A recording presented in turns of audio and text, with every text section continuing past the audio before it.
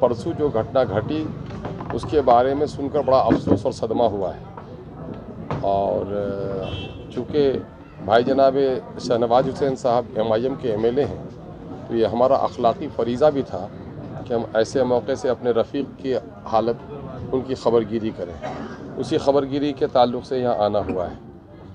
और राजद के लोगों ने जो तांडव किया है तो उस पर बड़ा सदमा और अफसोस हुआ है। हम लोग उस पर इजहार अफसोस करते हैं। और भाई जनाब सरफराज आलम साहब, ज़ाहिर है कि हम लोग के बड़े भाई हैं, उसको हम लोग इज़्ज़त की नज़रों से देखते हैं। इस वक्त पूरी तहरीक जो सीमांचल में उठी है, जनाब मरहूम तस्लीमुद्दीन साहब की जो देरी ना तमन्ना थी उसको आगे बढ़ा रही है। अगर ये तहरीक आगे चल रही है तो किसी को तकलीफ़ नहीं होनी चाहिए, लेकिन राजद वालों ने जो ओधम मचाया है उससे मैं समझता हूँ कि सिर्फ खानवादे का नहीं बल्कि तस्लीमुद्दीन साहब की रूह को बड़ी तकलीफ़ पहुँची है। और हम लोग ज़ाहिर है कि बड़ी मजबूती के साथ MIM खड़ी है। हम लोग राजद की किसी भी चैलेंज को स्वीकार कर सकते हैं और इसको हम लोग नहीं चाहते हैं कि लोग इसको सरे बाज़ार नीलाम किया जाए अपने घर की इज़्ज़त को। जनाब तस्लीमुद्दीन साहब का इंतकाल हो गया है। वैसे तो वालिद मोहतरम के जनाब शहनवाज साहब के और सरफराज साहब के, लेकिन एक मुक़द्दस सरमाया इनके पास मौजूद है, वो इनकी माँ है। और माँ का अदब और एहतराम हर लायक फ़र्जंद पर वाजिब है। माँ की खिदमत और उसकी ईमा का ख्याल रखना चाहिए। हम लोग ये चाहते हैं कि इस ख़ानदान को मजबूत और मुस्तहकम होना चाहिए।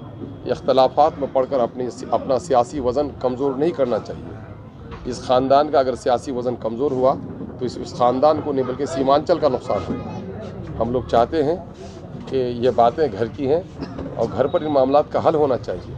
अफसोस कि जनाब तस्लीमुद्दीन साहब लोगों के मसाइल को हल करते रहे और उनके मसाइल सरे बाज़ार पहुंच जाएं, ये बहुत अफसोस की बात है। हम लोग इस पर इज़हार अफसोस करते हैं। हम लोग भाई जनाब सरफराज साहब से भी बात करेंगे कि आप उनके भले ही सुलभी औलाद हैं, लेकिन तस्लीमुद्दीन साहब के सियासी वारिस हम लोग भी हैं। हम लोग रहते हुए तस्लीमुद्दीन साहब की सियासी वरासत को बिखरने नहीं देंगे और अपने सफ़ों में किसी किस्म के इत्तेहाद में कोई कमज़ोरी आने नहीं देंगे। ये इख्तलाफात है, मिल भर कर बैठिए। हमारे नेता जनाब बैरिस्टर असदुद्दीन अवैसी साहब ने इस सरजमीन में आके कहा है कि साहब वो बड़े हैं, उनका बड़ा मकाम होना चाहिए, छोटे को छोटा मकाम मिलना चाहिए। और बड़े मकाम की बात होगी तो फ़िक़ा परस्तों से अलग होकर वो जहाँ भी रहेंगे हमारी पार्टी उनके साथ खड़ी रहेगी। इतने बड़े यकीन दहानी के बाद भी अगर लोग उसको पार्टी की नज़र से इसको अखाड़ा बना दें तो ये अफसोस की बात है। हाँ, इस वक्त हमारे साथ जनाब भाई अंजार नईमी साहब हमारे बादलून के विधायक हैं, जनाब भाई रुकनुद्दीन साहब जो बायसी के विधायक हैं, जनाब भाई इज़हार रज़की साहब हैं कोचाधान विधायक, मैं खुद हूँ। पार्टी के हमारे ज़िम्मेदार जनरल सेक्रेटरी जनाब बिहार इंजीनियर आफ्ताब अहमद साहब हैं। पार्टी के हमारे यूथ प्रेसिडेंट स्टेट के आदिल हसन एडवोकेट साहब हैं। हम लोग आए हैं। हाँ, जनाब मौलाना अब्दुल्ला सालिम चतुर्वेदी साहब हैं। अजीज़ी राशिद हैं यहाँ के हमारे जिला अध्यक्ष, और पूरा MIM की पूरी टीम। हम लोग खबरगिरी के लिए आए हैं। हम लोग मामले को हवा देने नहीं, हम लोग ये चाहते हैं ये आग लगी है तो ये आग बुझाई जाए। हम लोग इसकी ख्वाहिश और तमन्ना करें। RJD वालों का तो ये भी है, गलत बात है। वो MP का इलेक्शन लड़े थे, उसको MP का था। ये MP के इलेक्शन में खुद इन्होंने उसके लिए खूब काम किया था और ये सिटिंग MLA थे। इनका टिकट अगर कोई काटा जा रहा है तो ये मजलूम है। हम मजलूम के साथ रहे हैं, हम मजलूम के साथ रहे हैं। किसने कहा? बना के काटा है ना, सिंबल बना के काटा। हम मजलूम की खबरगिरी करना ये जुल्म नहीं है। और फिर इस मामले में हम लोग अम्मा की हैसियत से मानते हैं। जनाब शहनवाज साहब की अम्मी, हम लोग भी अम्मा की तरफ से देखते हैं। उसने कहा बेटा तुम पर एहसान है तस्लीमुद्दीन साहब का, आज शहनवाज का टिकट कट गया तो तुम टिकट नहीं दोगे। मैंने कहा अम्मा बिल्कुल आप वो करिए, मुझ पर एहसान है, एहसान का बदला मैं चुकाऊंगा। और हम लोगों ने कहा कि मजलूम का मामला है, बड़े भाई हैं, बड़े हम दूसरी पार्टी में रहते हुए भी सरफराज साहब के इलेक्शन में हम लोगों ने आके कंपेन किया बगैर दावत किसी हुक्म के। मैंने कहा कि भाई हम लोग के जाने से कोई रिएक्शन तो नहीं होगा, हम लोग जाने की इजाज़त है, बोले भाई आप लोग काम कर सकते हैं। हम लोगों ने आके काम किया है और यही तो ख्वाहिश हम लोगों की आगे की भी है कि इस इलाके की जो लड़ाई लड़नी है सीमांचल की मजबूत इकाई के साथ लड़ाई लड़नी है, किसी चंटारी एकता के साथ लड़ाई है। हम इख्तलाफात को हवा देने नहीं चाहते हैं, हम इख्तलाफात को मिटाना चाहते हैं। ये बताइए सर, 5 सीट चूँकि आपकी आई है, क्या क्या लाहे अमल है, किस तरह की सीमांचल को लेकर आप विधानसभा में? बस आपका ताल्लुक अगर सीमांचल से है तो सीमांचल के दर्द को महसूस किया होगा आपने।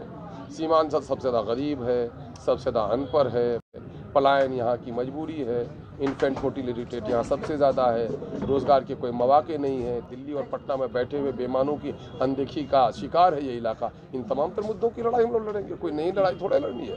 वही लड़ाई जो तस्लीमुद्दीन साहब लड़ रहे थे उसी को और मजबूती से लड़ाई हम बल के साथ। कितना दिन और लड़िएगा इस लड़ाई? जब तक खात्मा ना हो। कितने दिन तक नहाइएगा आप? अरे जब तक बदन में मैल और जब तक हयात है नहाना पड़ेगा, और जब तक जुल्म का खात्मा नहीं होगा लड़ना पड़ेगा।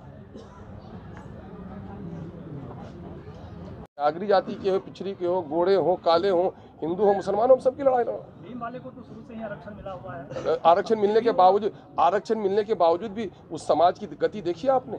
उसमें से चंद लोगों को नौकरी मिल गई, चंद लोग मिनिस्टर बन गए। हम उस समाज की बात करते हैं जो वंचित समाज है। भीम वालों की हालत आज कहाँ है आप देख रहे हैं। आज भी चलिए भीम टोली में आप चलिए, आज भी बदबू आ रही है, आज भी बच्चों को खाने का रही है, मेल न्यूट्रिशन सबसे ज़्यादा वहाँ पर है ना। औरतें शादीशुदा है, बेवा की तरह लग रही हैं, 40 साल की उम्र में बुढ़िया लग रही है औरतें। बच्चों का देखिए गंदी बस्तियाँ पड़ी हुई हैं, कहाँ मिला उनको उत्थान। राजनीति के जानकारों का कहना है कि जैसे लालू जी का था माई समीकरण, उसी सूत्र पर आप चल रहे हैं। जय भीम जय भीम। नहीं, हम लालू जी का मामला हो सकता है माई समीकरण, लेकिन हम लोग इंसाफ की लड़ाई लड़ते हैं। जय मीम और जय भीम का मामला दरअसल इंसाफ की लड़ाई का मामला है। जय भीम से कई चीज़ें ली जाती हैं। जय भीम से भीमराव अंबेडकर की जाति और शोषित और वंचित समाज भी है, और जय भीम से हिंदुस्तान का जो आईन है, हिंदुस्तान का जो दस्तूर है, संविधान का भी संकेत जय भीम से ही मिलता है। तो हम लोग संवैधानिक लड़ाई और पूरे नागरिकों के लिए लड़ना चाहते हैं। सर, आपने इंसाफ की बात